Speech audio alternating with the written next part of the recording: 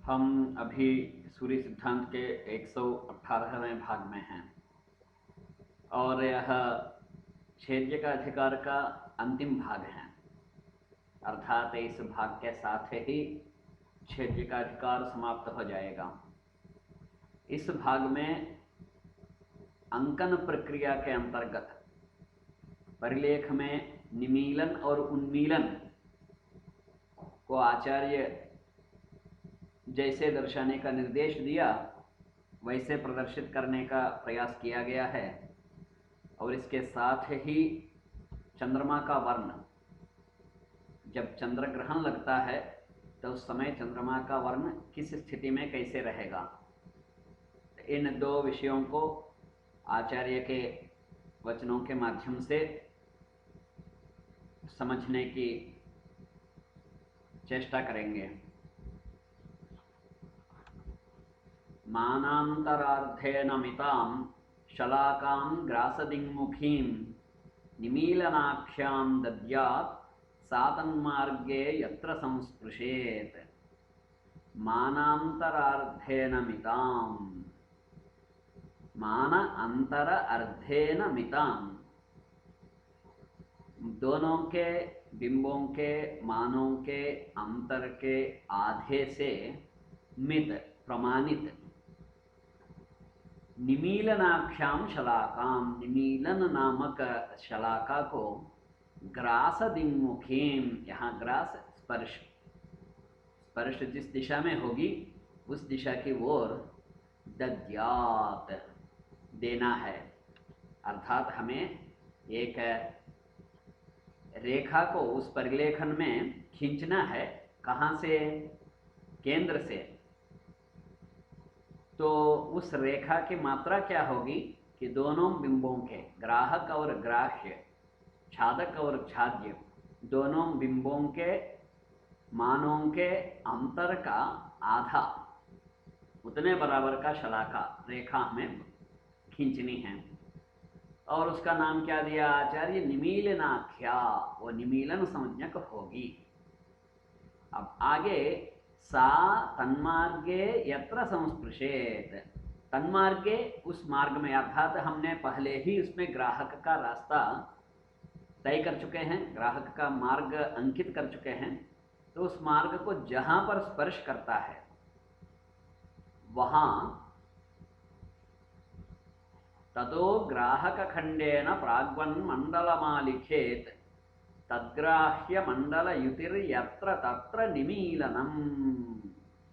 तो वो जहां पर स्पर्श करता है वहां पर ततः, माने उस बिंदु से, वो स्पर्श बिंदु से ग्राहक खंडेन, ग्राहक का जो व्यासार्थ है उससे प्राग्वत, पहले जैसे हम मंडल बनाए थे यहाँ पर, उसी प्रकार से मंडलम आलिखेत, वृत्त बनाना है। तत् यानी वह जो हमारे द्वारा बनाया गया ग्राहक वृत्त, तत् ग्राह्य मंडल युति, उसका और ग्राह्य मंडल की युति जहां पर होती हैं, अर्थात एक दूसरे, दोनों के पाली जहां स्पर्श होते हैं, यत्र जहां पर स्पर्श होता है, तत्र वहां पर निमीलनम भवति, निमीलन होता है। एवं उन्मीलने मोक्ष दिङ्मुखीं संप्रसारयेत् विलिखेन् मंडलम प्राग्वत उन्मीलनम अथोक्तवत्। एवं, इसी प्रकार से, जिस प्रकार से हमने निमीलन देखा उसी प्रकार से उन्मीलने मोक्ष दिङ्मुखीं संप्रसारयेत्, वो जो हम वहां पर निमीलनाख्याम शलाकाम जो बोले हैं, अब वो उन्मीलनाख्या शलाका, उन्मीलन संज्ञक शलाका हो जाएगी, उतने बराबर की रेखा। अब मोक्ष का जो दिशा होगा उसकी ओर लिखना है। पहले हम निमीलन जानना था तो हम स्पर्श की जो दिशा है उस ओर खींचे थे उसको केंद्र बिंदु से। अब यहाँ पर केंद्र बिंदु से मोक्ष की जो दिशा है उस दिशा की ओर हम उसको खींचेंगे, उस रेखा को। विलिखेत मंडलम प्राग्वत, फिर वो जहां पर ग्राहक मार्ग को स्पर्श करता है वहां पर मंडलम विलिखेत, मंडल का निर्माण करना है, वृत्त बनाना है। कैसे? प्राग्वत, पहले जैसे किया वैसे। अब अथा उक्तवत उन्मीलनम, तो वहां पर जैसे बताया गया है वैसे उन्मीलन समझना है। अर्थात उसके बाद हमने ग्राहक वृत्त बनाएंगे, ग्राहक वृत्त ग्राह्य वृत्त को जहां स्पर्श करेगा अर्थात दोनों के पाली जहां मिलेंगे वहां पर उन्मीलन समझना चाहिए। यहाँ संक्षेप में चित्र के माध्यम से समझ लेते हैं आचार्य क्या बताना चाह रहा है। उसके पहले हमें स्थिति को तो जानना होगा। यहाँ ग्राहक बिंब अथवा छादक बिंब ग्राह्य बिंब के अंदर आ चुका है अर्थात उसको ढक चुका है। तो यहाँ पर बहुत ध्यान से देखिए, दोनों की एक पाली एक दूसरे से स्पर्श कर रहे हैं, यह निमीलन स्थिति है और यह मध्य ग्रहण स्थिति है। और यहाँ दूसरी स्थिति ये बनती है कि यहाँ दोनों की दूसरी पाली, दोनों पालियां स्पर्श कर रही हैं, यह उन्मीलन स्थिति है। तो ये तब की बात है जब संपूर्ण ग्रहण अथवा दोनों बिंब के जो केंद्र हैं वो एक ही स्थान में आ जाए, तब की स्थिति है। ग्रहण कुछ ऐसे भी लगता है जैसे छादक बिंब या ग्राहक बिंब ऐसे ही तिरछा निकल जाए, अर्थात दोनों के केंद्र बिंदु एक स्थान में तो नहीं आएंगे।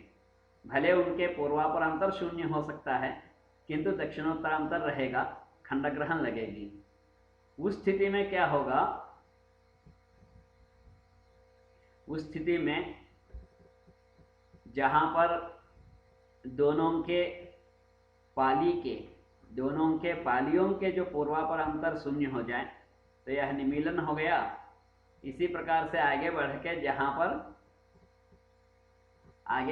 जहां पर दोनों के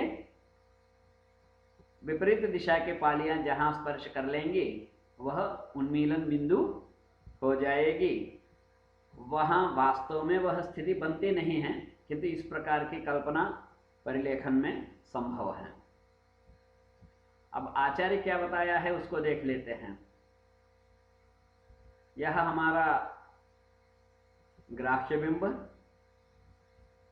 उसका यह मान अर्थात व्यास अंगुलादि मान, और यह हमारा ग्राहक बिंब, उसका यह मान अर्थात यह व्यास। दोनों को अंतर निकाल लेते हैं।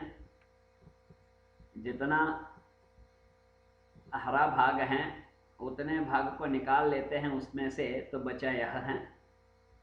और इसको भी आधा कर लेते हैं, तो इसको भी आधा वृत्त बनाकर कर लेते हैं, तो यह हो गया आधा हिस्सा। इस आधे हिस्से को हम यहाँ जो केंद्र हैं हमारे परिलेख में, उस केंद्र से हमने स्पर्श की दिशा की ओर उसको खींच लिया, उसका निर्माण कर लिया, अंकन कर लिया, और वहां पर हमने ग्राहक वृत्त के व्यासार्ध से वृत्त बना लिया और एक बिंदु सामने आ गया जहां पर दोनों स्पर्श हो रहे हैं पालियां, तो ये हुआ निमीलन स्थिति। इसी प्रकार से विपरीत दिशा में, मोक्ष दिशा में जब हम इसका निर्माण करेंगे तो वह उन्मीलन स्थिति हो जाएगी। अब आगे बढ़ते हैं चंद्रमा का वर्णन। अर्धादूने सधूम्रं स्यात् कृष्णम अर्धाधिके भवेत् विमुंचतः कृष्णताम्रम कपिलम सकलग्रहे। आचार्य यहाँ क्या कह रहे हैं, अर्थात ऊने सधूम्रम स्यात्, यदि चंद्रमा का जो ग्रहण अर्थात ऊने यानी आधे से कम लगा हो, तब सधूम्रम धूम्र धुआं, धूमला माने धुआं जैसे धुआं का जो वर्ण होगा उस प्रकार से दिखेगा वह ढका हुआ चंद्रमा का हिस्सा। अर्धाधिके कृष्णम भवेत, आधे से ज्यादा यदि ग्रहण लगा हो चंद्रमा का तो ग्रस्त चंद्र भाग, चंद्रमा का जो हिस्सा ग्रहण लगा हुआ है, ग्रस्त हुआ है, वह कृष्णम भवेत, काला दिखेगा। विमुंचतः कृष्णताम्रम, जब मोक्ष होने को मोक्ष का प्रारंभ जब हो जाता है तो उस समय में ढका हुआ चंद्रमा का हिस्सा कृष्ण ताम्रम, काला। कौन सा कालापन है? ताम्रम, तांबे के ऊपर, तांबा जब मलिन होता है कृष्ण वर्ण में तो वहां पूरा वो कृष्ण वर्ण में आता नहीं है, तो थोड़ा सा वहां पर छाया तांबे का भी दिखाई देता है। तो उस प्रकार से रहेगा चंद्रमा का बिंब। कपिलम सकल ग्रहे, मानिए कि यदि संपूर्ण ढक गया चंद्रमा, चंद्रमा संपूर्ण रूप से छाया में प्रवेश कर लिया तो उसमें कपिल वर्ण का दिखाई देगा वह बिंब। यह बात आचार्य उसके लिए नहीं कह रहे हैं, सूर्य के लिए, क्योंकि यहाँ पर सूर्य को चंद्रमा मेघ जैसे आच्छादन कर लेता है, तो यहाँ पर तो दृश्य होगा ही नहीं। यहाँ चंद्रमा के ग्रहण में चंद्रमा छाया में प्रवेश करता है, अंधेरे में प्रवेश करता है, तो वहाँ स्थिति के अनुसार वह स्निग्ध कोमल चंद्रमा का दर्शन संभव है। अब अंतिम जो श्लोक है इस अध्याय का, क्षेत्रिकाधिकार का, इसको समझना कठिन सा है, किंतु ये परिस्थितियों के अनुरूप हैं और गूढ़ार्थ के ऊपर निर्भर हैं। इसके जब स्थूलार्थ लेंगे तो कुछ ऐसे ही दिखता है। रहस्यमेतद्देवानां न देयं यस्य कस्यचित् सुपरीक्षित शिष्याय देयं वत्सरवासिने। ये जो रहस्य हैं देवताओं का, ये जिसको चाहे उसको नहीं देना चाहिए। सुपरीक्षित जो शिष्य हैं, जो वत्सरवासी हैं, जो साथ में ही रहने वाला है, जो श्रद्धालु हैं, उसको देना चाहिए, यह आचार्य कह रहे हैं। तो इसको कहने का उद्देश्य गूढ़ार्थ में जाने पर हम यही समझ सकते हैं कि जिसमें धैर्य हो, जो जिज्ञासा का रखता हो, ज्ञान पिपासा जिसमें हो, और वो समय देने के लिए तत्पर हो, समय देने की स्थिति में हो और पूर्ण रूप से अध्ययन करने की स्थिति में हो, तभी देना चाहिए।